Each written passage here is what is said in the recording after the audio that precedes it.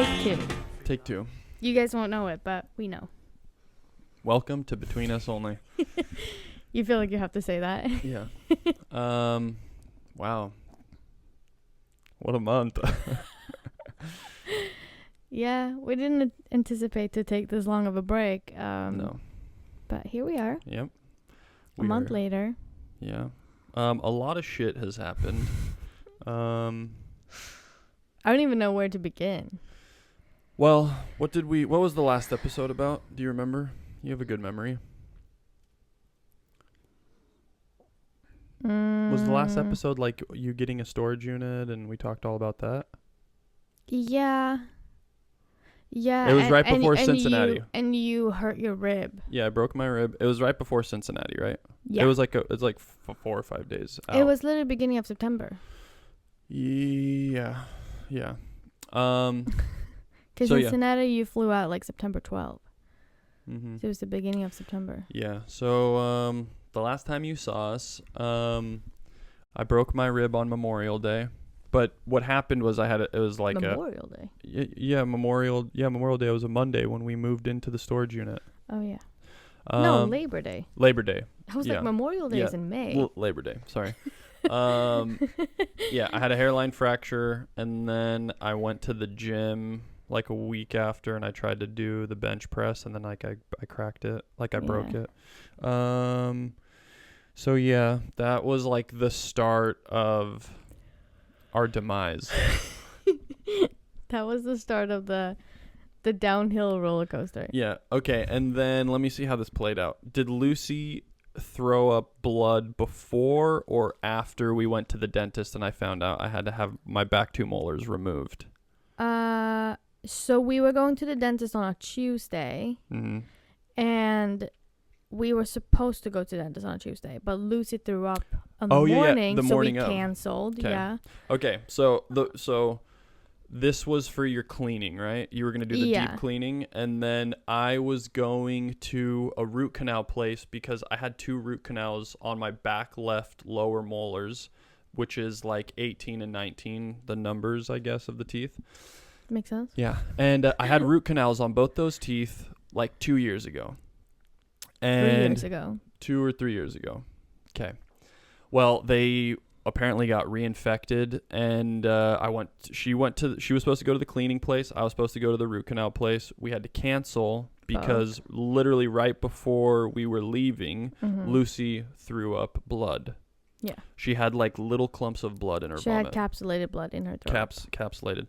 And she still had energy. She had an appetite. She was going to the bathroom normally, but that scared the shit out of us. So we took her to the vet. Yeah. They ran a bunch of tests. And they said that they didn't really know what was wrong. Yeah. It was like what, like $3,000? No, not the first time. The first time was like $800. I'm pretty sure it was a couple. First time was like $800. Are you sure? Yeah. Okay. But they said she might just have like a stomach bug. Yeah. Which was like a stomach bug. So they said possible ulcers. Yeah. And they gave her that anti-nausea shot. Yeah, and they gave her antacid pills. Yeah, for her stomach. So... And that was it. She was still fine. Like, we got back home. We moved on with our life. Kind of. I mean, yeah. And then Thursday we went back to the dentist. Yeah. Michelle got a deep cleaning, got all of her shit all cleaned up. And I did. She was all numbed up because they had to do like a real deep cleaning. And then I went to the root canal place, which is like 10 minutes from our primary care dentist, or I don't know what you call them, just our dentist. And they told me that the 2 teeth that they did root canals on the previous years, they failed. Well, they just said, they said that they got reinfected and both teeth were cracked. And they were saying that they aren't going to... They're not going to be able to fix it. Yeah. So they said I had to have both those teeth removed and then I could get implants, which if anyone has implants, it's a whole fucking process. But so that was like... bad news. Really bad news. I was like, God damn it, I have to get the teeth removed and I have to go through this whole thing. And just a lot of stress. And then on top of that, my ribs hurt really bad. Yeah. So I'm like laying there. They're like leaning me back in the chair to look in my mouth, and I'm just like can't breathe because all of my weight is like pulling onto my ribs. Yeah. And then I had to leave for Cincinnati a couple days later. No, that was Thursday morning, and then Friday morning I drive you to the airport. Oh, yeah. So it was the day or before. you get picked up. Yeah. You get picked up for the airport like at 5:30 a.m. And then like I stay in bed and Lucy's sleeping next to me on the pillow, and then I wake up with her throwing up on the pillow, and I text you because you're at the airport, you haven't boarded your plane yet, and I was like, hey, she just threw up again, but there's no blood. Yeah. And I was like, that wasn't that worrisome, but the thing that was worrisome was like she was getting lethargic, right? No, she was like, the throw up was very like I'm so sorry for describing this. That's fine. It was very chunky. Yeah. And I was like, it's been like 11 or 12 hours since she had food. The food shouldn't be this chunky. But I was like, she still seems fine. She's doing everything she should. You know, she's just as playful. She's eating and drinking. She has like an appetite. She is going to the bathroom regularly. Like, and I don't see any other issues, and I don't see any blood anywhere. So I went to work. I came back home during lunch and took them out and like kept an eye on her. And I saw that like she hasn't thrown up again. So I was like, okay, she's fine. I went back to work, and then I come home at the end of the day, and I come home and I'm like, as soon as I step into the apartment, I'm like, it smells not great in here. It smells bad. And I see that she has thrown up again. And I was like, oh my God, baby, you know, little baby, she threw up again. Still no blood. And so I clean her up. I give her a shower. She still has an appetite. She's still doing everything she should. Like, and then I give her stomach acid pill, like I think around 8 p.m. after dinner, or before dinner, because you're supposed to give it like on an empty stomach, I think. And around 9, she just takes like, she's so cute, she takes like a really, really bad turn, and she, like, we're laying on the couch, I'm watching Gilmore Girls, and she like gets super lethargic, and I'm like trying to give her some of Ellie's food. Like, I'm trying to take her out, and she's like not interested in the food.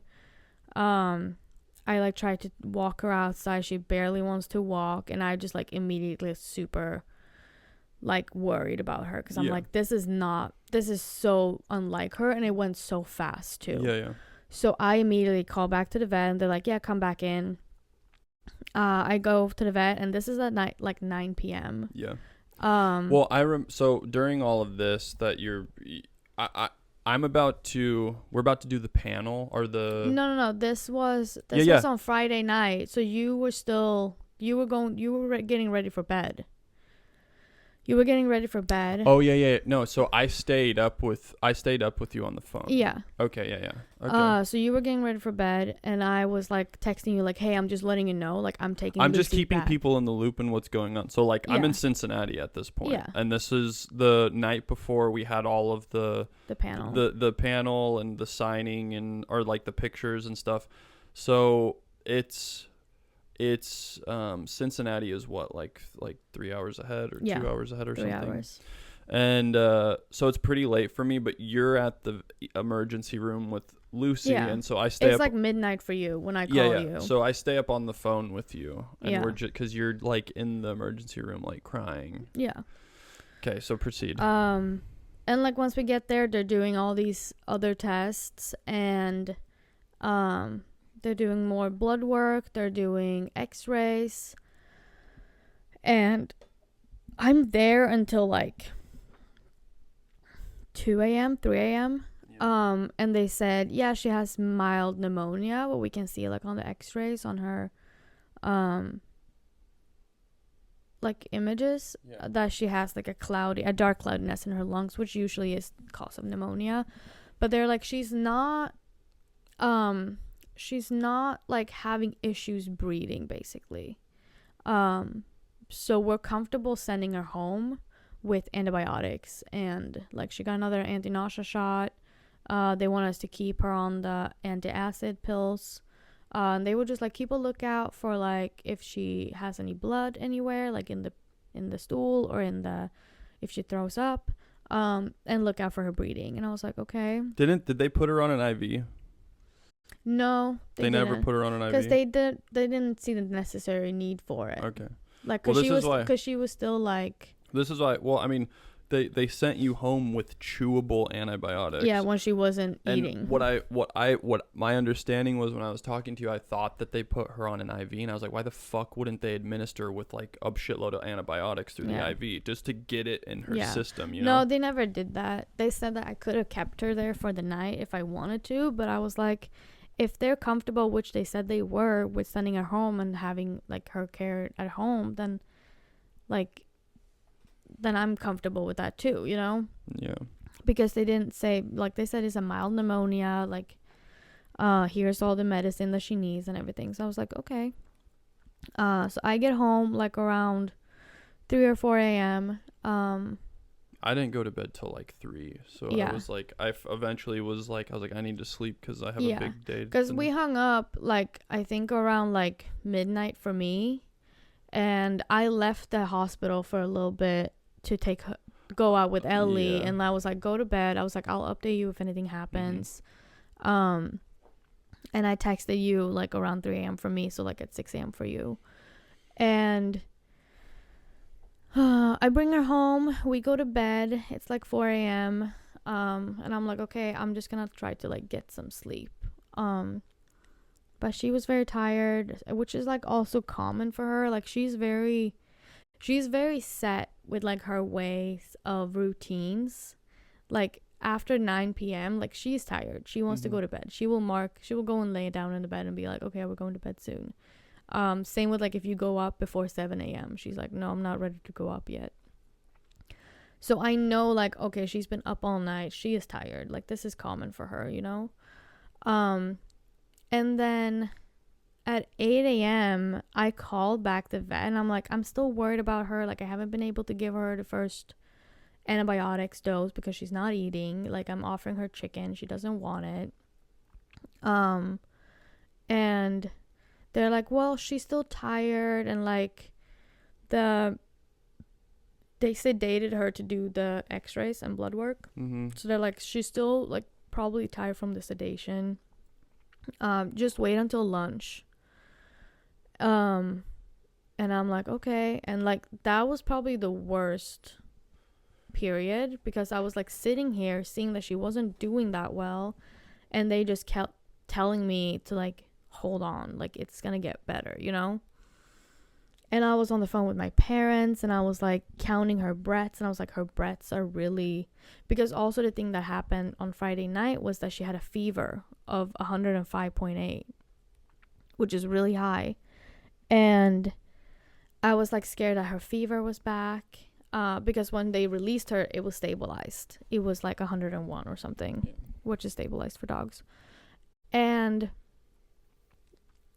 they told me, they're like, you can take her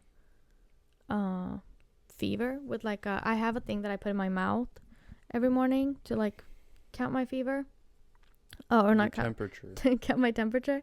And I have an old one, so I was like, okay, I'm just gonna use that. And you put it in the dog's armpit, and they're like, it's not completely accurate, but like you can kind of get an estimate of their temperature. So I did that, and it was like 104.9. And this was around noon, and I was like, okay, she is breathing like 60 breaths per minute. She has a temperature of 104.9. And I was like calling the vet, and I was like, hey, I'm really worried. Like, I don't think she's doing well, and I want her to be checked out again. Yeah. And they were like, okay, it sounds like she, like now when she started having breathing issues as well, she needs to be in an oxygen chamber, and we don't have any available. And I was like, okay. So they recommended a different place, which she went to in 2023 when she did her surgery. And I called that place, and they were like, yeah, our wait time right now is 8 to 10 hours to get an oxygen chamber. And I was like, okay, that's an option in case I don't find anything better. But I was like, I'm going to keep calling around. And if I can't find anything, like, I'll come back to you guys. And then I found it's the same organization as the first place, but a different location. And I called them, and they were like, okay, I'm going to go in the back and check if we have an oxygen chamber available, which they did have. So they were like, okay, how soon can you come in? And I was like, I can be there in 20 minutes. So I just went in with her. I was there for like 5 hours, I think, of then running tests, doing more x-rays, more blood work. And they're like, yeah, this is severe. This is what's so stupid is, like, she had pneumonia. Whenever you're sick, like with the flu, I had pneumonia when I was really little. You have like no appetite. Yeah. You're not hungry. And the fact that they gave you chewable antibiotics, like, they should have administered an antibiotic shot on her on the spot. Yeah. They should have started the antibiotics. And I think just that waiting time of just you, like, just waiting an extra like 12 hours. And she just has no appetite, so she's not going to eat it. I think that little window of time is what, like, possibly could have escalated the sickness, But going back to what where you're at this point, so I get a voicemail from you because she's like, Michelle's kind of like updating me. Yeah. And I'm with all the BDB guys. You're like getting ready. Olivia and like the Passion Flicks crew and stuff. And so we're like, everybody's having a great time. And I'm like sitting here getting these fucking updates from you. And I'm just like telling the guys, I'm like, I think my dog is going to die. Yeah. And not to that extent, but I was really worried. I was like, before we went out to do the panel with the audience and stuff, which like everybody there was so great, and like I wish I was more present in the situation because I was so like not there. Yeah. But literally right before I walk out, you leave me a voice message. I send you a voice message because that's the part when I'm driving to the vet. Yeah, and you start updating me, and in the middle of you updating, you start crying, and I'm just like literally waiting to get called out. and I'm in full, like, I didn't want to be there. I was like, I shouldn't be here right now, And I was like, I kept telling you in the voice message, I'm like, don't mind me crying. I'm being super emotional right now. I don't want to be disturbing you in Cincinnati. And I'm like, I just want to update you, but I'm just sad because I'm worried about it. Yeah. Hi, baby. Little baby. Hi, Nugget. And the thing that's so scary about this is like we dealt with her when we first got her. It was like a couple months into having her, and her stomach flipped, and like they had to like flip her stomach, and her like small intestine or something went into her large intestine. It was like this crazy rare thing that happened to her as a puppy. And when she's good, she has the best energy. She's like super loving. She has a great appetite. She's like, if you just start playing with her, she's ready to play, and she'll go off, And when she's not feeling well, she's not feeling well. She goes from like 100 to 0. It's like she won't move, and you could see it in her eyes. Like she's not there. She's like, and so it's like it's really that first time when she was like that. That was super scary. And then I didn't even get to see her like that because I left before that happened. Yeah. But I had an idea because I remember sitting here with her when her stomach flipped. But yeah, when I got that voicemail from you, I was like, I fucking shouldn't be here right now. Yeah. Like I should be home. No, and that was like what was even harder because I was like, I feel so lonely right now. Like I was on the phone with anybody and everybody. Like I was either on the phone with you, but you couldn't really be on the phone because you were doing the event. Yeah. And I was on the phone with my parents nonstop. Like they were staying up all night talking to me because it's a 9-hour time difference. I was talking to Micah a lot. Mm-hmm. Like Micah was a huge support for me, which is Alex's girlfriend. Cubis's partner. And I was just like talking to anybody and everybody, because I was like, as soon as I'm not talking to anybody and I'm by myself, my thoughts just keep running off, and I'm like, I don't want to be in that situation. But they let me see her like Saturday evening. I came back like a little bit later, and like I got to see her like in this oxygen chamber, and I was like, Jesus Christ, like she's in this like oxygen chamber that's literally helping her breathe, and she's connecting to all these like wires that are like IV and antibiotics and everything. And I was like, okay, well, I'm coming back tomorrow, because that was the day that you came home. So I was like, I'm gonna come back tomorrow. And they told me, which like I am so grateful that we went to this vet. The people there are so kind. Dr. Barnes is amazing. Yeah. What did you figure out what the one Maggie, I think. Maggie? Yeah, I think they were seriously some of the nicest people, even the people that worked in the front. Yeah. What were they called? VCA Pasadena? TCL Pasadena.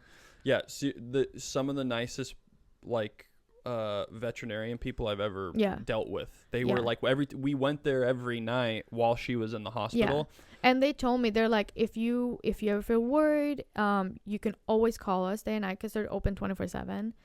And they're like, if you want to come see her, like just call us before so we know you're coming in.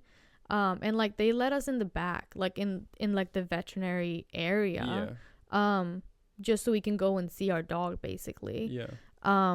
And they're all like working around us, and we're just Michelle and I are sitting on the floor, just trying to, and it was bad because Lucy would see us and she would wiggle her tail a little bit, but she didn't have the strength to really get up. And then as days went on, she would start to like lift up, and then then she came out on a walk with us, and but Dr. Barnes, that guy was like, he wasn't on the case in the beginning, but Maggie was.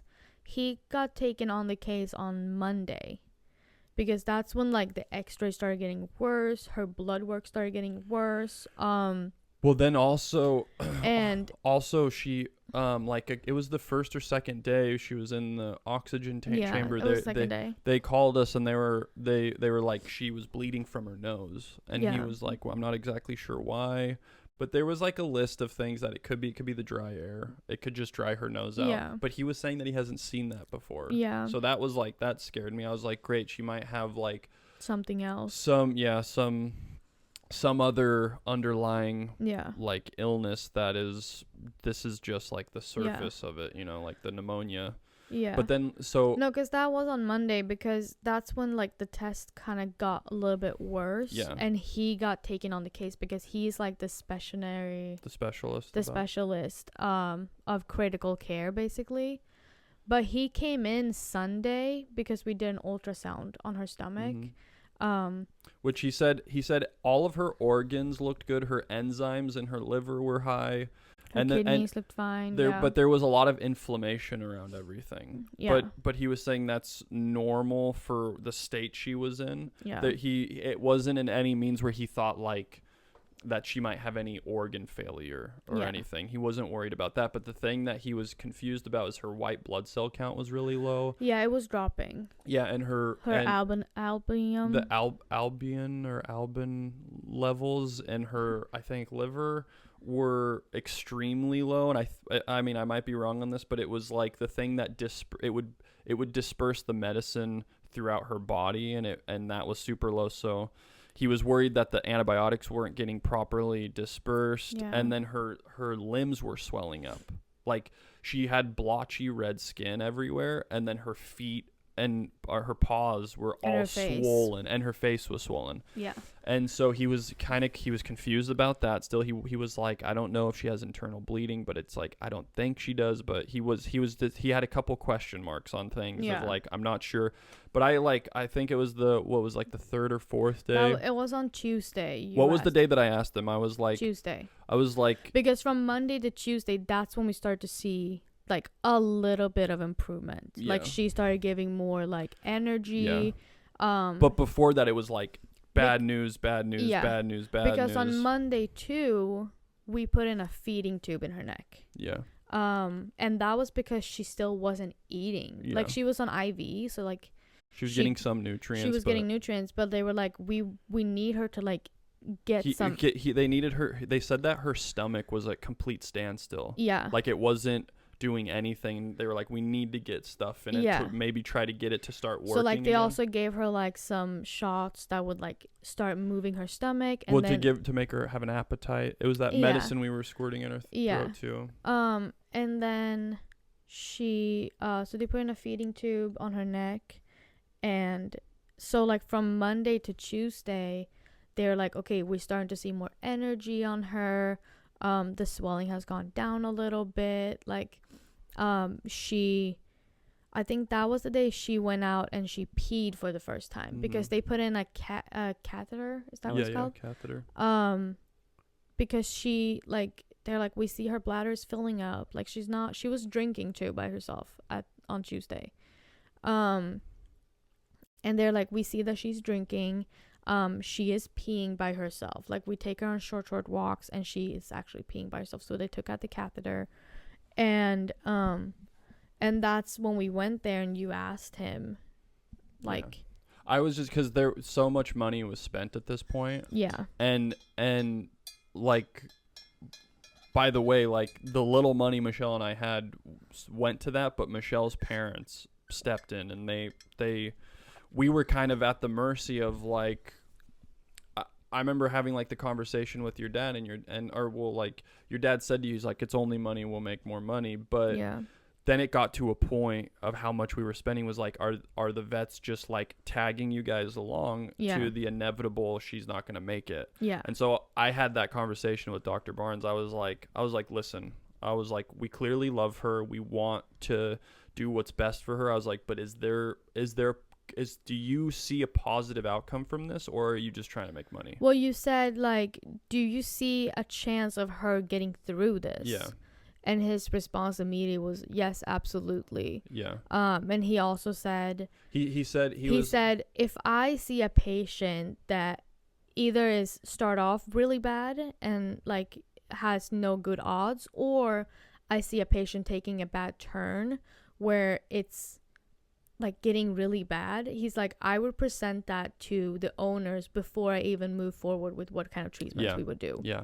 And the way he said that, I think there's like, I mean, when you're looking at somebody in the eyes, you can like read a lot about like where they're coming from, and like he genuinely seemed like a really good person. And then the fact that he said, he was like, I know you guys have spent a lot of money on her so far, and he was like, it's insane how much veterinary care costs. He was like, I'm not setting the prices, and I think these prices for all these treatments are insanely high.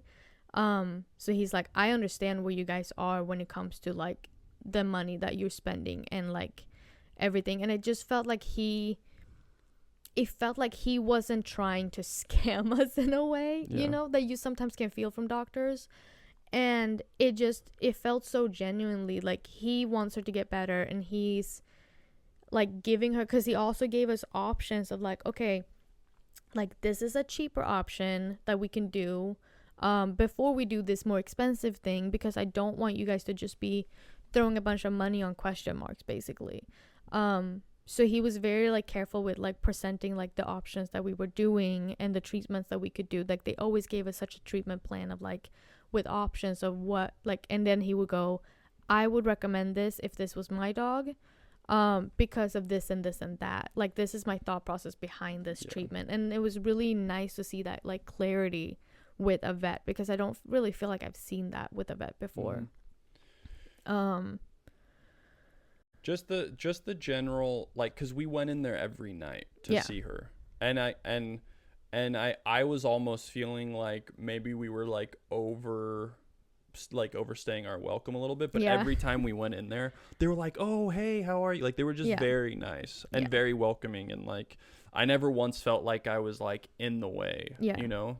And but yeah, it was. And like we asked them, we were like, can we take her out to pee? And they're like, yeah, you can take her out. Like, if you can get her to poop, like that would be amazing. Like, we got some poop samples for them. Like, they were very like letting us be a part of her treatment, Yeah. which felt really nice. Yeah. And just always keeping us updated. Like, they would call us like twice a day, and they're like, if you don't call us, because they were doing shift changes at 8 a.m. and 8 p.m. Or 8 a.m. and 6 p.m.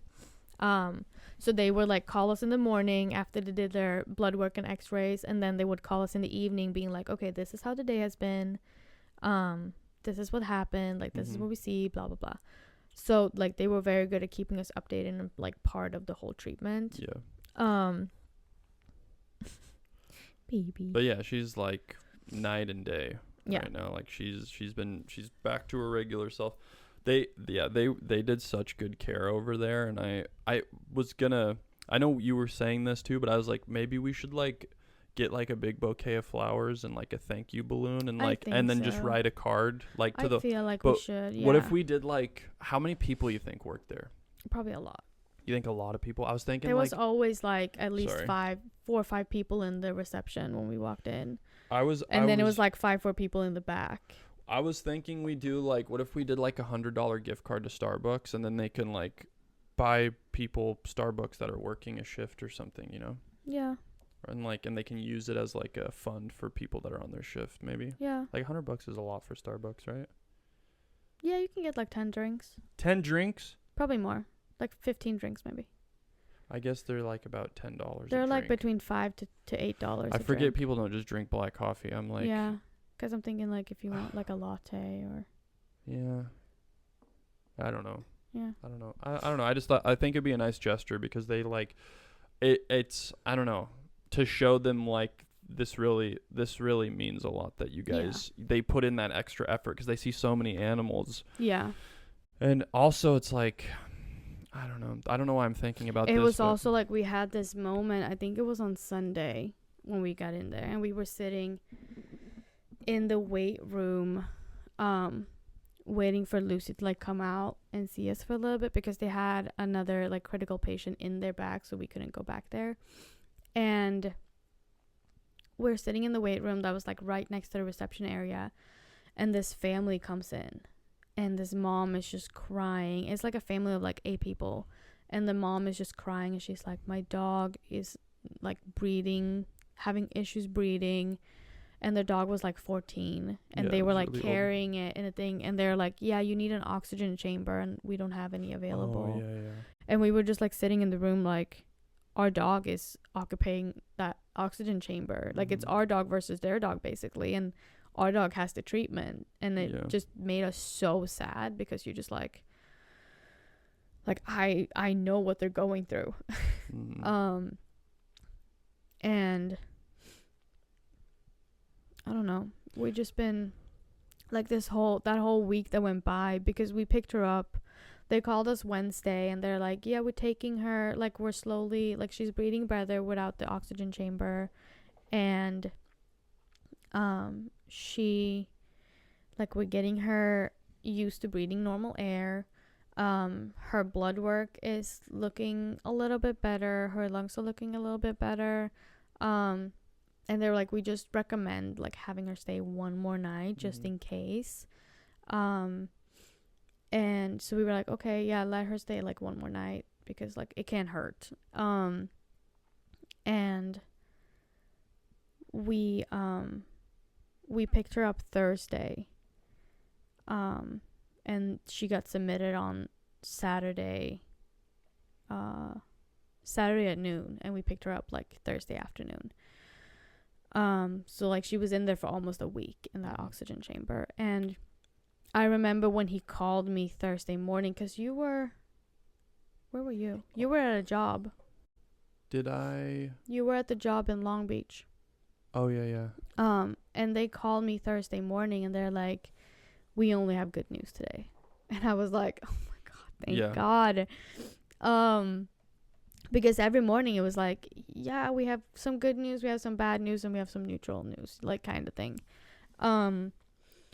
And like when he called Thursday morning, he's like, yeah, her blood work is looking better. Yeah. I mean, this just like her white blood cells are finally like going up. Yeah, her white and red blood cells were like really low. Yeah. Like low enough to where it was like he was like that was one of the question marks. He's like, I don't understand why it's so and low. like we gave her a blood transfusion. Yeah, they did the plasma transfusion. We did a sample that got sent out to North Carolina. Mm-hmm.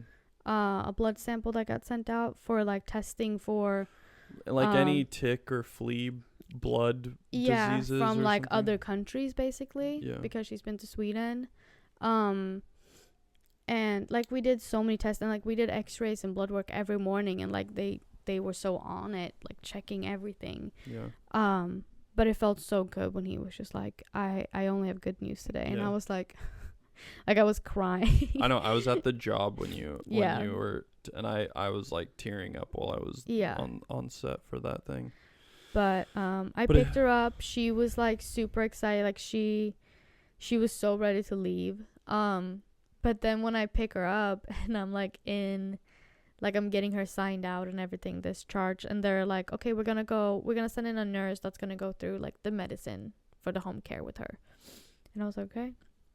And they come in with like 3 big paper bags of stuff, and I was like, that's a lot of medicine. And it was like 1 bag was just food, like baby formula that you had to like inject into her feeding tube. Yeah, they're like, in case you can't get her to eat regular food, like this is and they gave it like a schedule of how many milliliter you were supposed to give her for every day, just to get her stomach going and like everything. And then 1 bag was just all the pills that she had to take.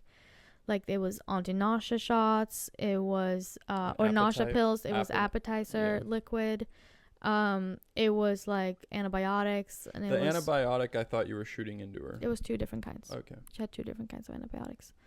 And just like a bunch of pills that she had to take every 24 hours. And then the last one was a bag of Salium and 2 bags filled with shots and needles. And I was like shit.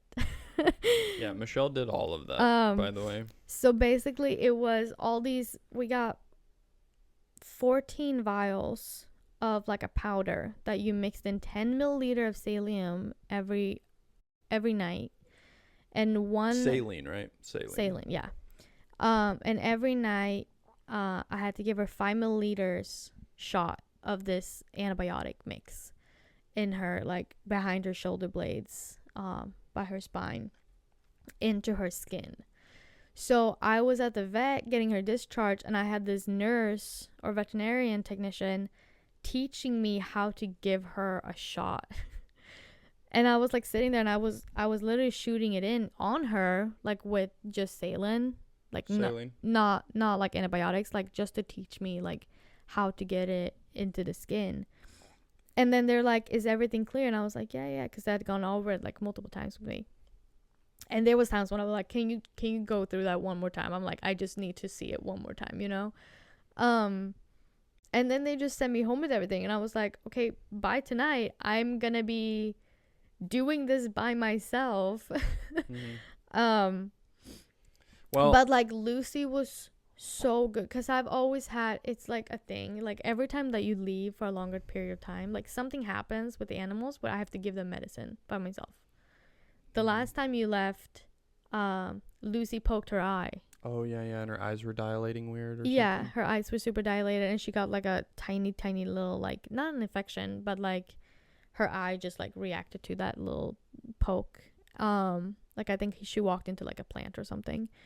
So I went to an eye doctor with her, and they were like, yeah, you have to give her eye drops twice a day. And she hated it. Like I had such an issue giving her eye drops, and I was like, now I'm gonna give her shots twice a day, like morning and evening, for 2 weeks. But she was so good with the shots. Like it's like she knew, like, I have to do this to get better. And she was so like cooperative with just me getting all of her medication.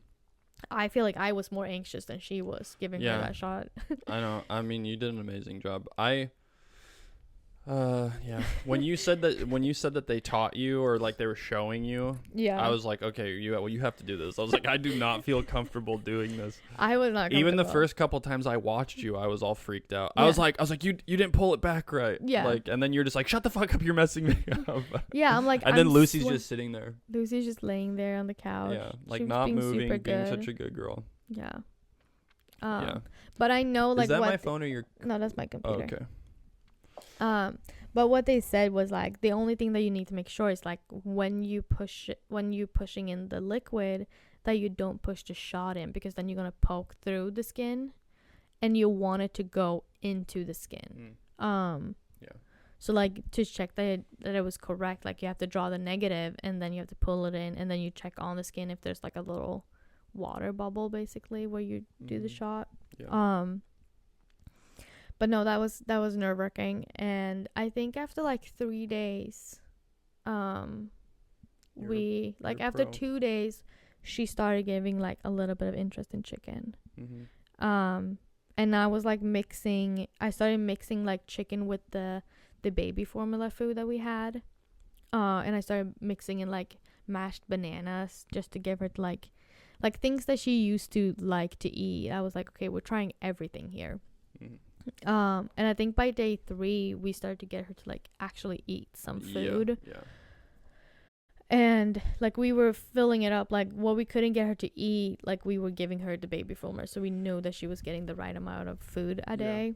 And she was so skinny when we got her home. Oh, she was so she skinny. Lost so much weight, and she's a little bit of a chunker because she'll eat all of her food and then wait for Lucy to not finish her food. She'll wait for Ellie to not finish her food and then tries to go in and eat Ellie's food. But like she has the biggest appetite ever. So like seeing her like to skin and bone was kind of the whole thing was scary, but the whole thing was scary. But she was, and like I was cleaning her feeding tube wound every night and day. And like being able to put like antibiotic pads on it and everything. Like it was a full-time job, and like we couldn't leave her alone. So like the days that Andrew was going off working, I was staying home, and the days that I was off working, Andrew was staying home. Yeah, I mean, since she's been home, we haven't left her unattended ever. We haven't. Yeah. So it's been a full-time 24-hour care with her, but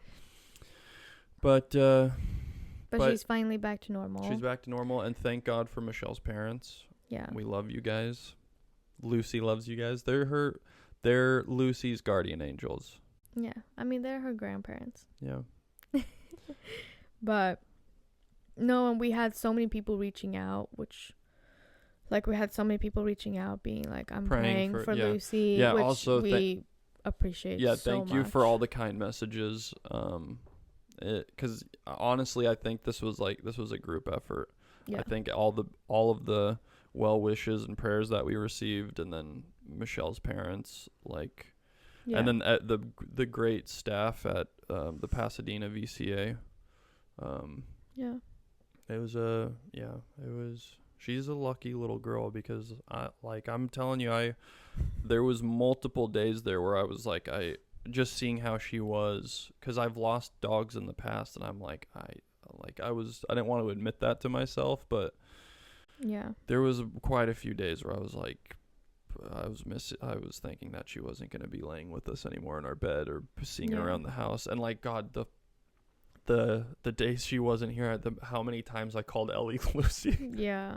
And then you would look at me, you'd be like, stop. But also just like walking Ellie by herself to the dog area, I'm like, it feels so weird just having one dog. I know. And I remember when we got Lucy, and I was thinking, God, it's going to be so hard walking them out to the dog park now with 2 dogs. And now I'm like, with just Ellie, I'm like, I forget that she's so quiet. I forget that she's next to me right now. Yeah. It's like, because Lucy's kind of the fucking mayhem. She's like pulling and like all over the place. Then when you're with Ellie, she's just quiet and next to you and like doesn't pull on the leash ever. Yeah. No, she's a little tornado of love. Yeah. She's dreaming right now. And also I think she's catching somebody, a squirrel. She's tasting something good, I think.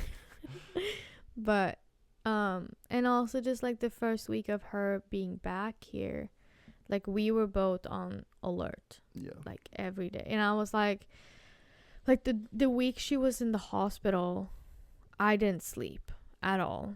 Because Well, it was just like constant anxiety. It was constant anxiety, and I had my phone on all night because I was like, in case they call and something bad happens, like I wanna know. And so like I kind of was like half sleeping, waking myself up in the middle of the night, like, is it calling? No, it's not. Okay, is it calling? Like every hour I woke up, and like we have both had so much anxiety during this whole week, and just having her home too, like that was also a hard week because we were both on a high alert all the time. Like, is she breathing okay? Is she like, because she was like, if she was laying down in a certain position for a long time, like she started breathing weird. And if we kept the apartment too hot, like above 70 degrees, she started like having a little bit issues breathing. So we kept the apartment super cold, so she would have like, because that seemed to make it easier for her to breathe, basically. Yeah, and also just to rest and stuff. Yeah. But yeah, she had a quick breath for quite a few days. She was still like breathing. Yeah, which fast. they said was like she still had pneumonia, so that was bound to happen. But they're like, just look out for these like signals and stuff. But no, it was. And what they said they think happened is that she might have had like a stomach bug. Yeah, they think that she probably ate something tiny. Yeah. That had a bacteria on it. It went through her system. She pooped out the thing, but the bacteria stuck in her stomach, and that made her throw up. Maybe like a little stomach wound or something. That's why the capsulated blood, because that had to come from her stomach because it was capsulated. And then they're saying basically that some of that throw up went back into her lungs. Yeah, they said that she had respiratory pneumonia. So yeah, she threw up and then inhaled some of that bacteria. Yeah. And I don't know, I had so many messages from people saying like, how did she get it? Where were you guys? And like, honestly, these past like couple months we've been, I mean, I'm super diligent with them. Like they don't get into stuff. Yeah. Like I don't let them just like lick or eat things off the ground. Like I'm very, very on top of that. So honestly, I have no idea. And we haven't really been taking them to, I mean, when I say not really, we haven't been taking them to dog parks. Like they haven't been going with other dogs at all. Like we've gone on like a couple hikes with them, but it's just we've been super busy. So it's like we've only been going to the park and our dog run area with them. We've barely been taking them to the park. It's been, and that's the thing that we were also so sad about during the week when she was in the hospital. We're like, we haven't been taking them on walks, like proper because it was hot longer. too. Yeah, it was, but it's like we can go up earlier in the morning. Mm-hmm. Like we could have make a better effort, and that was what also like suck, because you're just like, I feel like I could be a better dog parent. Like not that we're bad, but it was just like, it's just realizing shit got that busy. you might, like the past couple realizing- months have been really busy. And like, so it's just been like one thing piling up, and we haven't been able to prioritize like doing our like hikes and walks with them as much. And mainly we weren't doing that because it was hot out. Yeah. And Lucy is like, she's half husky, so it's like she gets pretty hot when we're out there. But the other thing we decided we wanted to do was like, so she's kennel trained mainly because she gets into stuff and eats shit. Yeah. And like the first time we took her to the vet was when her stomach flipped, but we thought she ate something because she had a tendency to like swallow Michelle's socks that Michelle likes to leave around the house. But she's kennel trained. Like when we're getting ready to leave, she will run into her kennel and she knows. But something that we want to do moving forward, just because like they don't live that, like dogs don't live that long. They have such a short time here with us, and it's like I don't want to leave her in the kennel anymore. And I think she's trained enough to where I think as long as we make sure none of your little doodads are anywhere. Yeah. Your hair claws, hidden socks, shoes, like hair ties, the shoes. I think if we can clear up any of that stuff, I think she'll be okay if we leave her alone, you know? The only thing is that she knows how to open doors. Yeah, she knows how to open doors, but I'm thinking like we barricade our front door with something. She's like rolling around on her back now. Is that comfy? She's stretching her back legs. Oh my God. Little If you guys could see her right now, she's so adorable. But that's like kind of the next phase. I want to like start leaving here for like increments of time, and we can put like a camera in here to watch her. Yeah. And just keep an eye on her and like get her used to being out with Oliver and Ellie. Because I think if she can be able to play with Ellie a little bit during the day and then just be able to sleep on the couch and the bed and stuff, she'll be a lot happier. Yeah. But really though, we don't leave them unattended for that long. Like it's very rare that we leave for longer than like, a couple hours, you know? Like I'm pretty much here with them all day, every day. Yeah, and like when you're away and I'm working, like I take a longer lunch and I come home. Yeah. So they're only alone for like maybe 3-4 hours tops. And then I come home, I take them out, like I cuddle with them, and then I go back to work for another 3-4 hours. Yeah. So like that's probably like the most, and that only happens like so rarely. Yeah. Because I barely work. Well, I need a job. No. You silly. Yeah, it's been a really crazy month, and I'm like, honestly, there was like times I wasn't thinking we were gonna get through it because there was just so many things. Like, it was just a problem would arise, and then that's all I could like focus on. Yeah. And yeah. And I feel like now everything is like finally catching up. Yeah. Like I feel like because now I'm finally starting to like relax a little bit, and I feel like all that built up anxiety from this month is like catching up, which it's not great, but well, it's for me, it's like I had all these things that were stressing me out already. And so this was like, with what happened to Lucy, I just tried to turn off everything else and was like, this is the only thing that matters right now. This is the priority. Yeah. But I still had to like do little things for the other things that I had coming up. So it's like all while this is going on, I'm still like I'm doing the play at the end of October, and like, which is something that has like been a huge stressor for me because I've never done like theater before, and I'm like genuinely terrified and like thinking I might fucking be awful and people waste their money to come see that, you know? I don't know. But that has been something that has like been giving me a lot of anxiety because I feel like I wasn't giving it the attention I needed, but it's like I didn't have that attention to spare, you know, for that.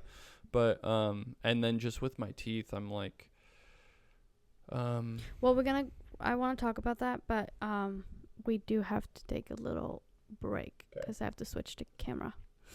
Okay. I have to pee. Okay. Bye. Bye. 3, 2, 1, and we're back. We've been watching too much HBO. So thank you everyone that sent the messages and the well wishes and the prayers, and everything. Yeah, we so appreciate it. And Mats and Marie, if you're listening, we love you so much. Thank you. We owe you guys a lot of money. We do. I'm just gonna give Mats my BMW. Luce is it's so funny because I always kind of joke about like sorry, I'm getting so distracted by Oliver. Like Ellie is the only animal we kind of paid for. We basically paid for her flight to come here. Yeah. From South Korea. And like at the time I was like, oh my god, Ellie was so expensive. Like we spent almost $2,000 on her because we had to pay for cargo. And like Oliver we got for free, and then Oliver got his epilepsy. So I was like, Oliver's the most pricey pet we have. And then we got Lucy, and Lucy's stomach twisted. And I was like, oh my god, we found Lucy. She's now the most pricey pet we have. But Little did we know. Lucy's definitely taking the cake on this one. Lucy's a down payment on a house. Lucy is a down payment on a house. Yeah. But she's worth every penny. Yeah, she's literally like, I love Oliver. I love Ellie. I'm not like picking favorites by any means. I'm not. I love all of our animals so much. Favorites. They're sweet, and I know everybody says like, "Oh, I have the best animals." Like, we really do have the best animals. Ellie's a really good dog, but she 100%. But she's traumatized. Well, she's 100% Michelle's dog. When we got her, I was filming a movie, and Michelle was the one that picked her up from the airport, and so she had this whole like bonding experience with her for like a week or so, right? You were with her. How many days was it? A couple days. It was the same day, baby. I flew back from shooting the movie. You were shooting American Boogie Woman here in LA. Oh yeah, never mind. Yeah. Okay, never mind. I'm mixing up dates and times and stuff. But anyways, okay. So yeah, you came home at like 3 a.m. in the morning. Yeah. Yes. And so she already she started barking at me, and she's like, "Who the fuck is this guy in our house?" And I couldn't even She sees you as the intruder that came in the middle of the night and just stayed. Yeah, really. I think she does. No, like when Michelle's not here, Ellie acts like my dog. But when Michelle's here, Ellie's like, "I don't fucking know you, dude." Like, you and I. Well, I also think that since Ellie is coming from a very terrible childhood, if I can say that. Yeah. I do believe she has some reservation towards men in general. Well, because I've just noticed that with how she is towards people. Like, I think the only exception is my dad. Listen to me. Ellie has reservations toward anybody and everyone except for you. That's I don't believe it's like, because I've Tanya seen now. She growls at girls that she first meets too. It doesn't matter. But what I'm saying is, like, Ellie is very much your dog. Yeah. She's like... Well, she's very attached to me. I'm her emotional support system. Yeah. And Oliver is... Oliver's like, I've never liked cats. Not saying I hated cats. I just never was a cat person. Yeah, and you were very against getting a cat. Yeah. And because I used to be allergic to him when I was little. But I outgrew that, I guess. But... Oliver's a really sweet boy. He's very cuddly, very affectionate, very social. But when we found Lucy, it was like, Lucy's the type of dog that, like, you kind of dream about having. Yeah. You know, like, she's just like the sweetest girl ever. Like, I love that, like, my nephews were able to come up and like pull on her face and pull her ear, and she just like, she's very like she can be kind of like aggressive play when I play with her. Like, I'll kind of get a little aggressive with her because she's a strong dog, you know, and so she'll give it back to me. She's part pitbull. So I was kind of worried with her, but with my nephews, but like she's so smart. She's so gentle. But she's like so smart. She knows that they're kids. She knows that they're kids, and so like when they come up to her face, she like just completely becomes zen and like just lets them like pull on her ears, and she just sits there and she's like I'm just gonna let them do their thing. I mean, same with my nieces. And like after we left Sweden, not this summer but the summer before, like as soon as she heard kids in LA, she was like, oh yeah, it's kids. You know, like she was so intrigued by kids overall, and it was so fun to see, like, because Ellie is kind of the opposite.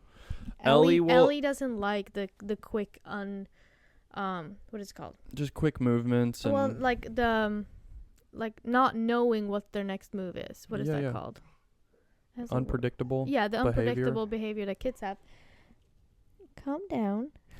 Yeah, no, I mean, and Ellie's also blind in one eye. Yeah. So there's that as well. I honestly don't think she can see that well out of her, what we say, her good eye. I think because whenever there's like cats in our garage, she does not see them. She thinks she sees something, and she's like, but she's looking around in the wrong directions. she doesn't have good eyesight, so it's like I think that's a mixture as well. She's very used to our smells, so like when she smells a new smell and she sees a shadowy person that she's never smelled before and they're like, hey, she gets very defensive. Yeah. So like I'm extremely cautious with Ellie around anybody that we don't personally know that has like met her multiple times. But overall, what the point of it is like I love all of our animals, and it's like I'm not doing favoritisms. Like I love all of them so much, but like Lucy's the type of dog that you dream about having. Yeah. You know, overall, like she's just a really, really good dog and really smart and like just picked up on tricks like on commands. She's super cozy. She always wants to be like in the midst of things. Like she loves like when she sees new people, she gets super excited and like. I think that my favorite thing about her is like cuddling with her. Yeah. Just she comes right up and like puts her head next to you. I mean, she pushed your head away from my pillow. From your pillow to be able to lay there yesterday. Yeah, I thought it was you. I thought you pushed me because I like. You're like, why are you pushing me? I went to grab like my script and I was about to put my head, and she like I thought it was your hand just doing that, and it was her face. She like pushed my head completely off the pillow. But I love that. And then what I also love is for quite a few, like the first like year or two we had Ellie, she would sleep on the floor next to Michelle. Well, she would sleep on the dog bed. Oh yeah, on the dog bed. But sometimes she would lay up next to you on next to the floor. But since we've had Lucy, and Lucy is just like has no sense of your personal space, she just comes right up in there. It caused Ellie to be like, I want to be part of this. And so now Ellie sleeps in between us, kind of by our hips. Well, that was after we neutered Ellie. Because you remember we neutered her and she had a cone on for a week. Yeah. And we kind of forced her to lay next to us in the bed because we were like, we need to make sure that she's not moving around too much. Yeah, but I really think the way that Lucy was, it made Ellie want to be more part of like... No, I know, but that was when I saw like the clear change in Ellie. Because after that, she started sleeping next to us in the bed every night. Yeah, but yeah, that's true. But I really do think it was... Because she's also very now dependent on Lucy. Yeah. Like when we take Lucy with us, which we rarely separate them. The only reason why we've been bringing Lucy with us is because we can't leave her alone by herself. And so, but like Ellie is like completely dependent on being with Lucy now. So well, it's like, she's also with Oliver. Like Ellie and Oliver are closer, I would say, than Lucy and Oliver, for example. Well, yeah, Ellie and Oliver definitely, because Ellie plays lighter with Oliver. Lucy gets a little bit aggressive with him. Yeah, not like in a dangerous way. Like she just loves to chase him. Yeah, like I'm not worried that Lucy would ever hurt Oliver, but Lucy doesn't realize how heavy her paws are. Yeah, and then I noticed when Lucy was at the vet, Ellie and Oliver started kind of playing a lot how they did before we had Lucy, like how they're chasing each other around the house and stuff. Yeah. And they kind of kept it up a little bit, but then like Lucy jumps in and then fucking everyone's like, fuck, I'm done. She's a little bit rough. Yeah, but... She doesn't know her strength. No, she doesn't. Hi, baby. Hi, baby. You're a good girl. Yeah. You're a good girl too. Ellie, you're a good girl as well. Up, up, up. Yes, you're a good girl too. She's like backs away from me. She's like, I didn't know we were gonna kiss right now. She's like, I thought I was just gonna get pet. So yeah. That was the worst of the month, I think. You know. That was probably the worst of the year. Yeah. No. Yes, 100%. But the New York and Sweden trip was also chaos. But we weren't worried. Like May. No. That doesn't even. Again, that doesn't even scratch because we were literally sitting here thinking we were going to lose Lucy. So that's not the same. I forgot about that because that wasn't even I wouldn't even say that was like,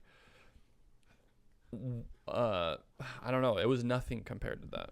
Nothing. It was nothing. I was just, when we were in New York, I was just worried for Ellie. Yeah, but they were fine and everything worked out. But no, this was probably the worst month of the year. No, this was like one of the worst things that's happened to us in a long time. Yeah. next to a lot of other things. yeah. But yeah. But then on top of all of that, we had some personal stuff.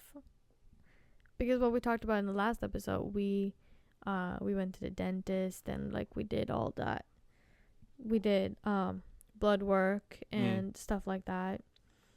And I think it was during the week when Lucy was in the hospital at the vet, I get a call from the doctor's office. And they're like, yeah, all your blood work came back good, but you do have an UTI. And I was like, what? Because I had no symptoms. So they were like, oh, yeah, you have to get on antibiotics. So, like, I know Luce was in the vet taking antibiotics. I was taking antibiotics. Yeah. And I was like, I don't even care about myself at this point. Like, of course I have to treat it because, like, it could be dangerous if you don't treat it. But I was like that also shows, like, how little I cared about other things compared to, like, what was going on with Lucy as a priority. Well, and then my blood work, I mean, this is still up in the air. I don't even know what's going on with this because they haven't gotten back to me, but they said my liver enzymes were not good. They said you had a fatty liver.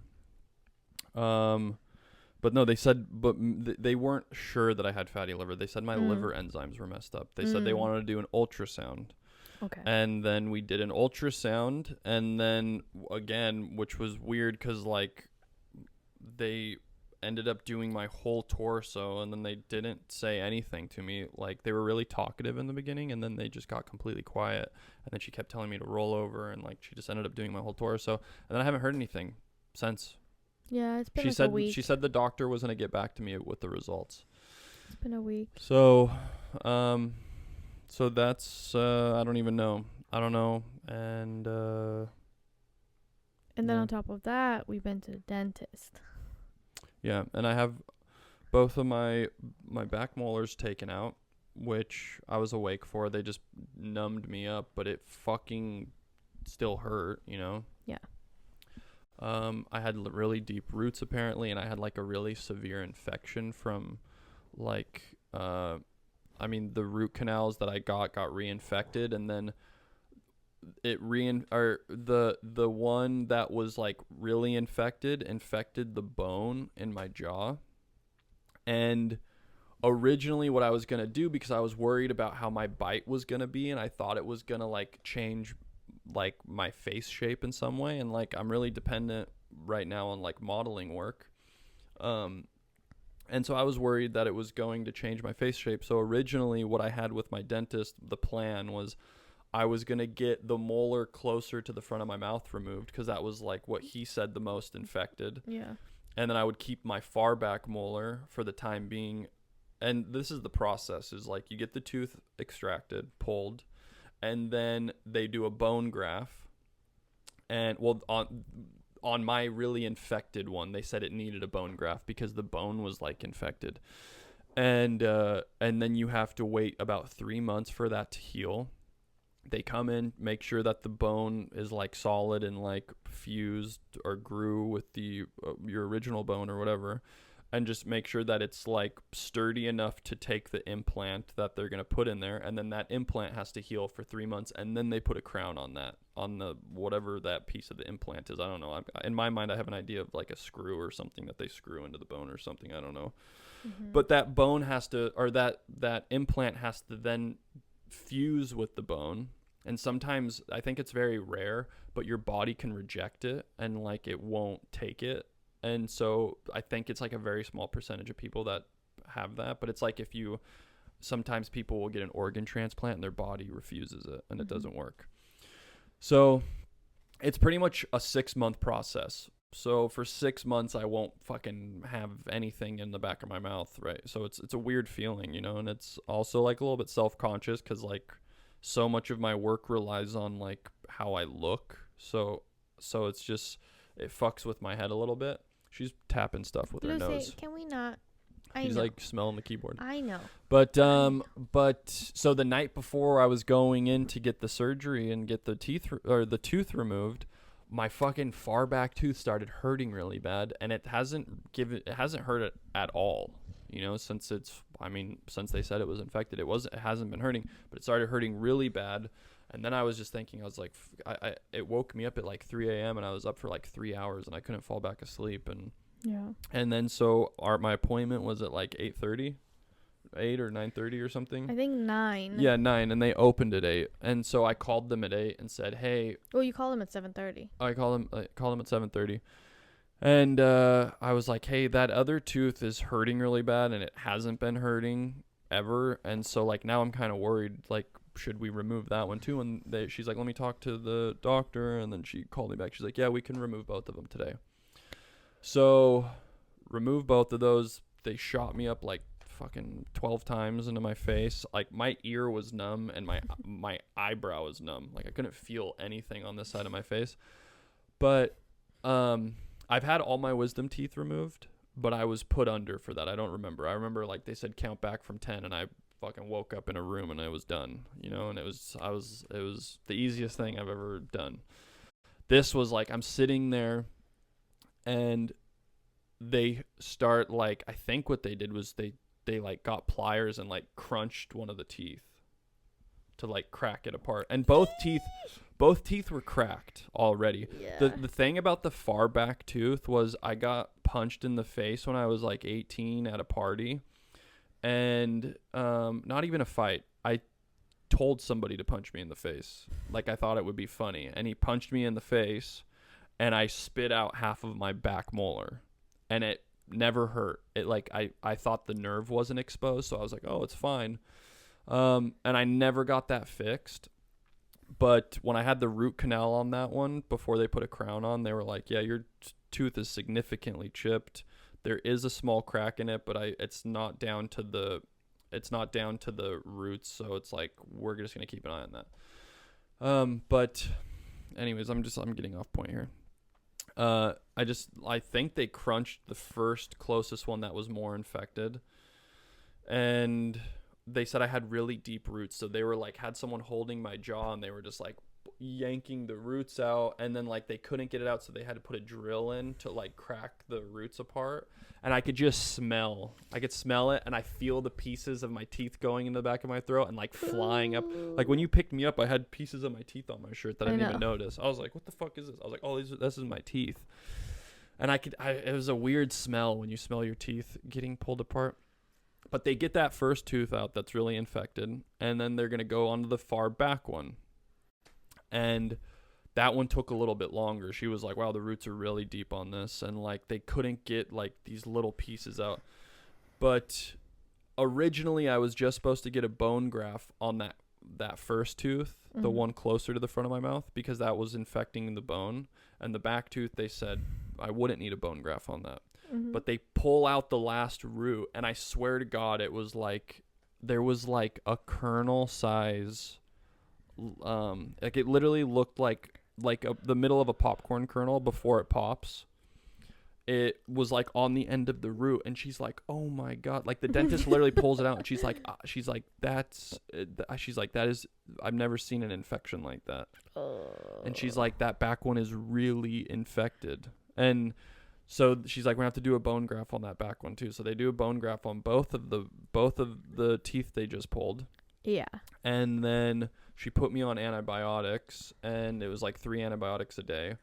And it fucking like it's not that it was like I didn't feel the pain because I was super numb, but it's like you feel pressure, but it was also just hearing my teeth crack, like getting crunched. You know when you have dreams where you're like you break a tooth, or like that means something, or you're I know it means something, but like but you've had dreams where you've like your teeth fall out, right? Yeah. Okay.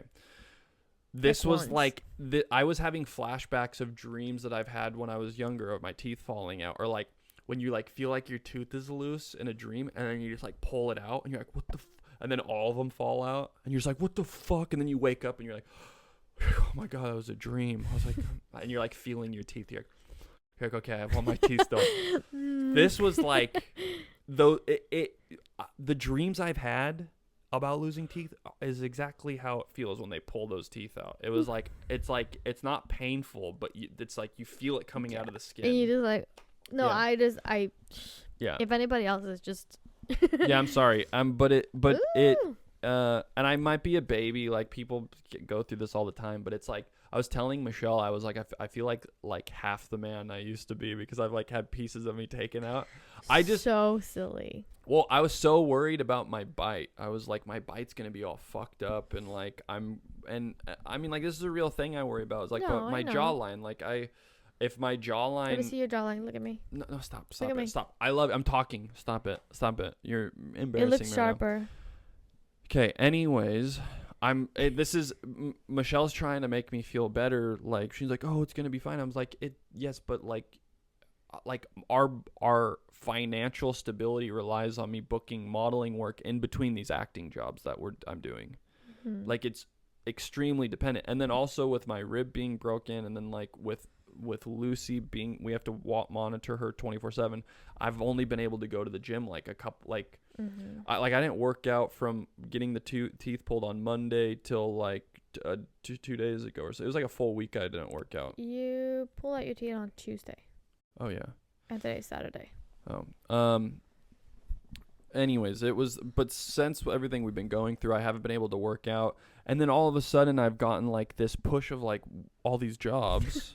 Yeah. And it's like, I feel not. Because last weekend you went to Vegas for a job. Well, before, yeah. But like I was in Texas for a thing, and then Cincinnati, and then Vegas, and then you I done did 2 jobs here and in then LA. I did 2 jobs here in LA. And so it's like and then I have these 2 jobs coming up this week, and like, so it's like the past couple months have been super dead for us, and like struggling financially. Like the summer, yeah. Yeah, struggling financially. And then, but I've been staying in like great shape, working out every day, taking care of myself. And then this whole month of like jobs start pouring in, which thank God, like we have money and income coming in. Yeah. But it's like, this is like the lowest I feel. And it's really, I know this is like, I've had real jobs before. Like I've done hard jobs. And I know modeling isn't a hard job, but like to go in front of a camera, in front of like a crew of people, and you have to present yourself with a type of confidence. And when you don't feel good in yourself, all of that stuff translates on camera. Well, listen, you can say like, oh, modeling is so easy. You just go in front of a camera and you pose. It's like, yeah, but to be able to go there, to get where you are, you put in like, 10 years of work before that? To get these opportunities, to be presented by these agents, to be able to come in front of this company to shoot with them, and it's just like, no, I get that there's like a skill behind it, and I get that you have to put in the time to get to those positions. I get all that, and if you're in this industry, I'm not like downplaying. No, but I don't even want you to downplay yourself. Yeah, but that's the thing, is like I've done hard jobs. Like I've done construction. I like when I was in San Diego, and I've said this before, like when I was doing like the event serving and bartending and then doing construction in the morning, like I've done things that are like excruciating. Like you wake up and you're like, you're physically exhausted, mentally exhausted, and you're just like, I hope I crash my car on the way to work today so I don't have to do it. Like those are thoughts that I had in my head. Also because I was drinking. Crazy. I would be drinking at the time, like not drinking on the job, but like then I would get off a late shift. I would get off at like 12:30 at night, and then go to the bar with people I worked with, and then I wouldn't get like blacked out all the time, but sometimes. But you would drink. Yeah, I would drink, and then I would wake up at like 4:30 and head to La Jolla to do a construction job, and I was like, I slept for 4 hours, hungover, feel like shit, and I'm just driving, and I'm just like, if I crashed right now, at least I would get rest in the hospital if I survived. But what I'm saying is like, yes, everything you said is like valid, and there's like a skill to be had to be able to show up on a set with a crew of people you don't know, and you have to put on this like persona of like you're the center of attention in a way, and like I mean some of that can go to your head a little bit. I always treat it as like a stand-up. Like I've never done stand-up, but I would imagine stand-up is a whole other thing, but that's what I treat it as, is like I'm gonna come here, and I'm gonna like try to make everybody laugh for a couple hours and like put on the Show. Andrew show Yeah. and parade around in my underwear or whatever the job entails and try to make people laugh, and hopefully these people book me again for another thing, and then I like can have some kind of consistency in work. But when you're not like working out all the time and you're not like mentally in a good place, you're almost certain that these jobs are gonna like, the pictures are gonna turn out like shit. People are gonna be like, fuck, why did we hire this person? And like, these are all things that I go into these when I'm feeling like that. Like, those are worries that I have, you know, because then again, it's like, if the agency hears bad feedback, then the agency will be less likely to push you for stuff. And it's like a whole thing. And it's like, we're really reliant, like, thank God that you have your job that you can depend on. And then, but like, these things that I do with like the modeling stuff is we are very dependent on them, you know.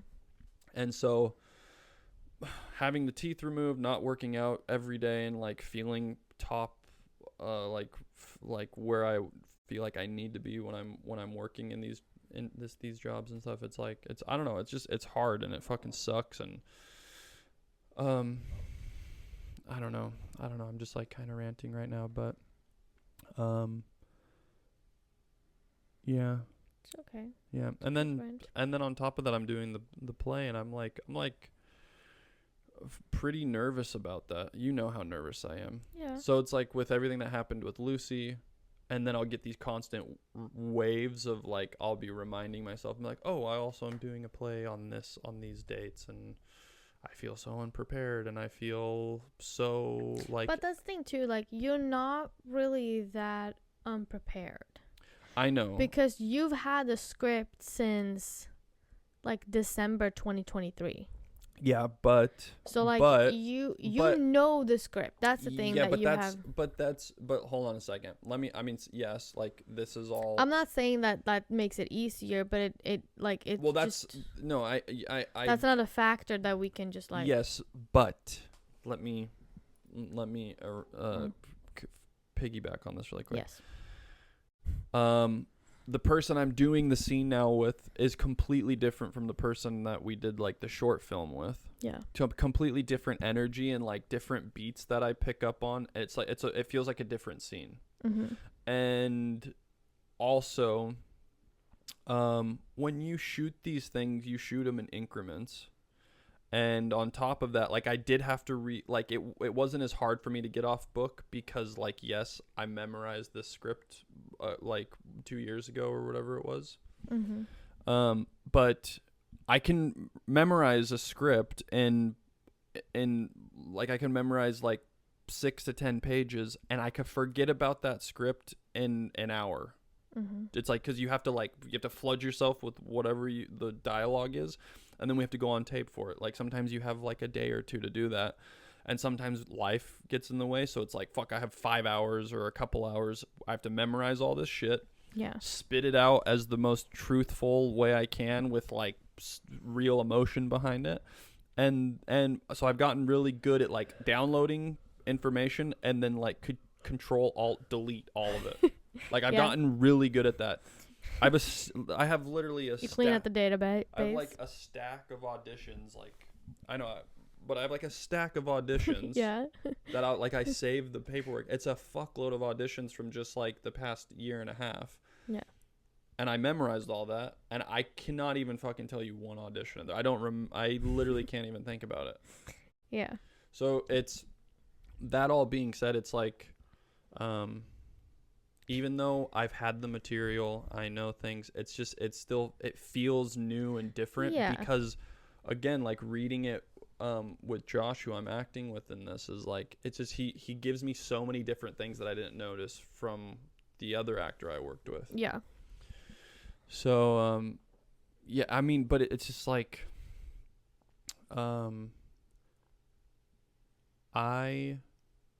although you're saying like, oh, you're prepared in the sense, it's like when you're performing live, it's I don't know. It's like you can either get really focused and you like go into like the flow state, or you can go into like fight or flight mode, which I've done both. You know, like, the only thing I can compare it to is like when I've been in acting classes, some good, some bad, but I've had moments in acting classes where I've like felt the flow state of like you're doing a scene in front of like I don't know, like 15, 30 people, and that kind of feels, that's an audience. You're typically in acting classes, you're in some kind of theater or something. So I know what that feels like, but I also know what it feels like to fucking crash and burn. And so it's like I just have that fear, and I've never, I don't know, like, I mean, people are like gonna pay to come and see this, and it's like, so there's like also that, it's like I don't want to waste people's time and money. But that all being said, I'm very grateful to be a part of it. And I've felt very, very fulfilled these past couple weeks since we started rehearsing. I'm really grateful that we're getting this time to rehearse and stuff,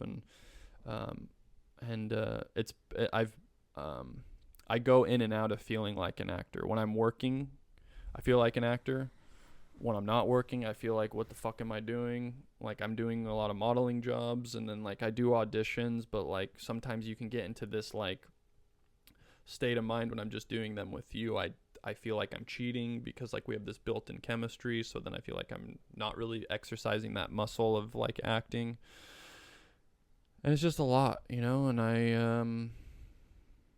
I feel like shit. No, you don't. Kind of. You're gonna be like, listen, I understand you have all these feelings, and that's completely valid for you to have. But I think that what you're mostly scared of right now and nervous about right now is the unknown. Yeah. Because this is something that you've never done before. You've never done a live play. And like, of course it's going to be scary. Yeah. Everything new is always going to be a little bit scary. And like the fact that you're doing something completely new in front of an audience, that makes it even more scary. But I also think that once you get over the hump, like, I think you're going to be like loving it. That's what I hope. I mean, I pray for that. Yeah. I pray that I'm like, I enjoy this so much that I just like, I can't wait till the next one I do. That's what I really hope for. Yeah. But it's like, and I know when I feel scared of something, that's like, I should go to that, like if I'm feeling scared of something, I made you listen to, I was listening to Lionel Richie podcast on he was on Joe Rogan, and I was like, I was kind of hesitant to listen to, because I was like, I mean, obviously he's made great music, and he's super talented, and he's done so much throughout his career, but I was kind of like, oh, am I interested in listening to that right now? And I ended up just listening to it while I was at the gym, and there was like so many good things that he talked about how like he was really shy growing up, and he had like he faked it till he made it.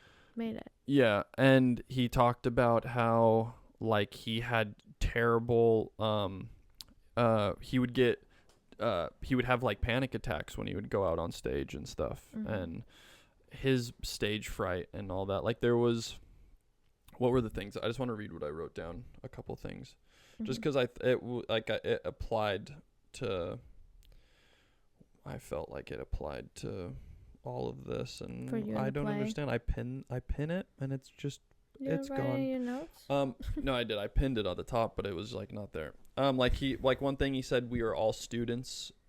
We are all students of fear, scared to death. I wrote that in wrong. Yeah. Yeah, we are all students of fear, scared to death. Is that what it was? He said we're all students of scared to death, but oh yeah, we are all students of scared to death. And then he said, it's not about how you get to the peaks, it's about how you survive the valleys of insecurities. And then everything scared me. And he said, the difference between a hero and a coward, one steps forward and one steps back. And there was a lot of things he said. It was a really good podcast. If you are a fan of Lionel Richie, I think he just wrote a book about his life. And I mean, even if you're not a fan of him, like, it was still a good podcast. Yeah. But the small bits that I heard. Yeah. But it's, I mean, I guess the thing that frustrates me the most is like when I was skateboarding, I was doing things that like were scary, but scary in the sense like I actually could like I could break my leg, or I could break my arm, or I could hit my head and have a concussion, or I could do serious damage. Physical scary. Yeah, and like I would have these mental blocks, like riding up to a rail or to a staircase or to whatever, and like a couple ride ups, and I'd be like, all right, fuck, like I'm gonna this next try, and then I would do that leap of faith of like the unknown. And you would kind of like, you would lock into the rail and then fall down the rest of the, like you would jump past the rest of the handrail and the stair and just roll on the ground, and you'd be like, oh, okay, I got this. And then the next one you would lock in and grind it and then jump off. And then the next one you would lock in and commit. And you would land on the board and get wheel bite and eat shit. But it didn't hurt because you made it to the bottom. And then like the fourth try, you would just fully commit. You like had this confidence of like, I know how it's going to feel to get into the rail. I know how it's going to feel to grind down the rail. And then,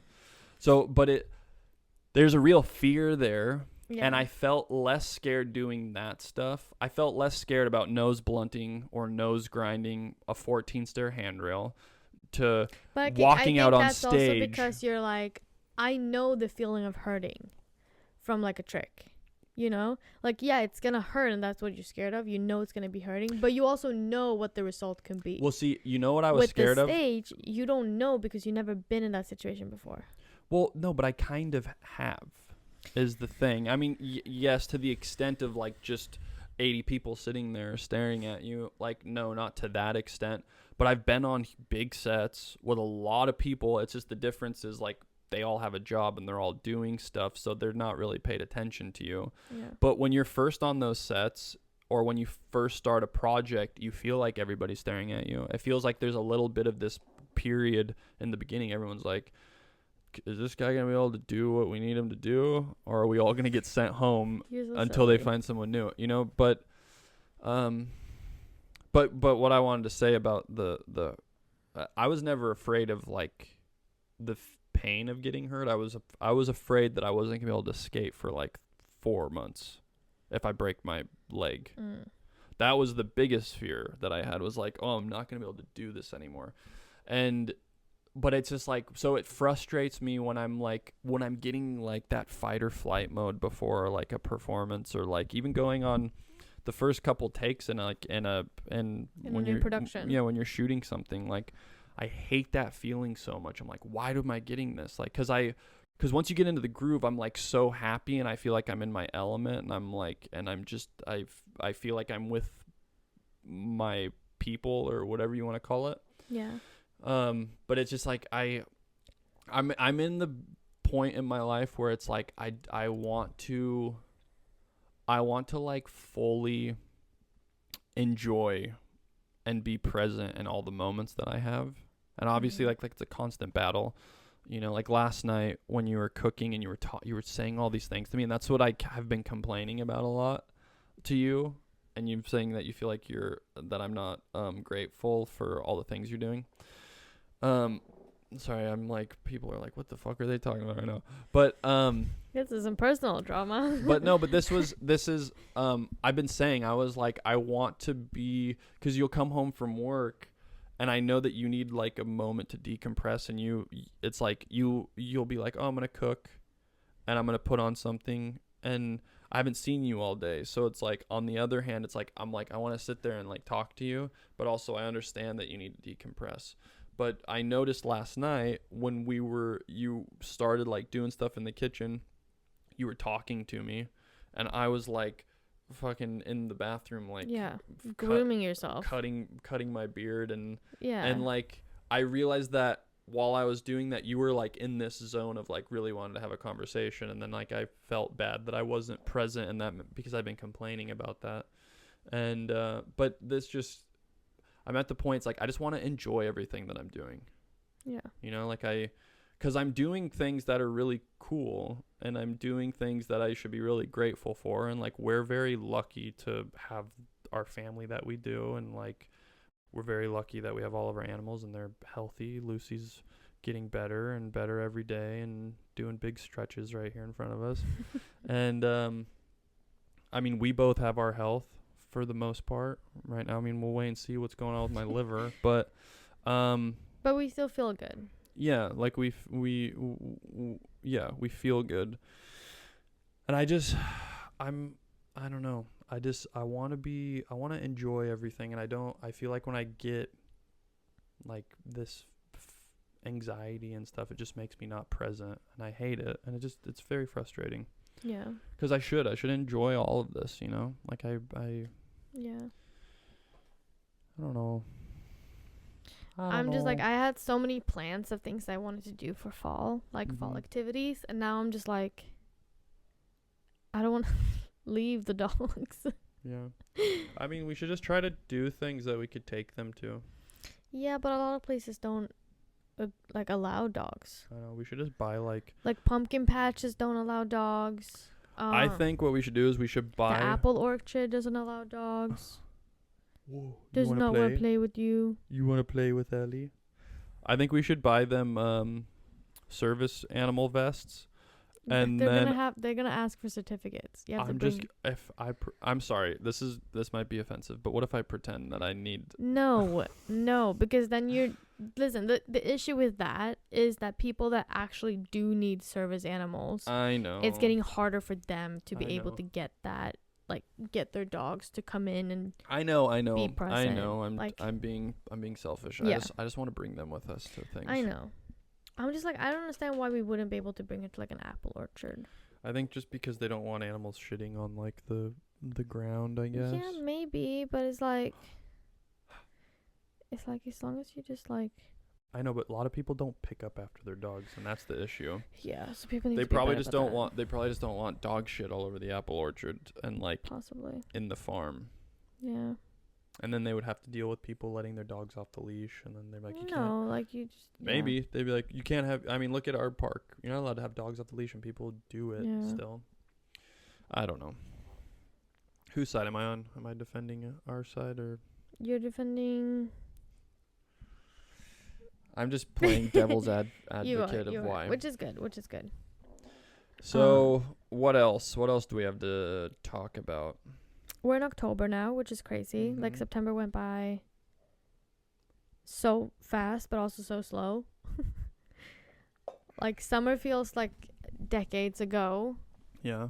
But also like it just happened last week. And yeah, we're coming to an end of 2025. I mean, it's October. We still have some time. Yeah. We also celebrated a year with the podcast, which we talked about in the last episode. Which it feels like it's been a year since we were on our last episode. We're celebrating another year. We're going on 2 years now. I'll be 2 years sober at the end of this month. Yeah. Wee. Mm-hmm. We don't really have any plans for Halloween yet. Yeah. I kind of want to do like the movie night. That would be fun. I don't. You don't want to do it? No. I mean, I don't know. I feel like there's going to be a bunch of drunk people in costumes. And it's Joseph's birthday too on Halloween. So I think like whatever we do, we need to. Well, I mean, I know when I've been talking to Mike, like I think she wants to do something with the B2B guys as well. Well. So it all depends. But I also know that. But it's Joseph's birthday. I so know. we need to hang out with them. Yeah, I know. I think. So We'll keep it open. It would be not open. It would be nice to hang out with them. I think we should do like maybe like it just depends on what Joseph wants to do. Yeah. But we've always hung out with them on his birthday, and I'm not gonna like not hang out with them on his birthday. Yeah. But like if we could do a whole group thing, that would be cool. But it's just really, I don't know. It's up to them. It'd be cool to do Disneyland on Halloween. No, that would be fucking cool. Is it super busy? Probably. Also, I think that all the tickets are sold out. Thank you. I think she needs to go out. Yeah, I know she does. But I think we should round off this episode. Okay, let's take her out. Speak. Say bye. Say bye. Talk. Lucy, speak. She's like, no. Speak. She's not gonna do it. She's not gonna do it. But we'll see you guys in 2 weeks. Or in I mean, maybe 2 weeks. Yeah. No, I'm gonna be doing the play in 2 weeks. Yeah, but we'll record before that. Probably not. Okay. Once we finish the play, I'll be more inclined to do an episode. I need to. Oh, you want to say something? What was that? Okay. We'll see you guys in 2 weeks. We'll see you guys after I do the play. We'll see you guys in 2 weeks. Bye. Bye, guys.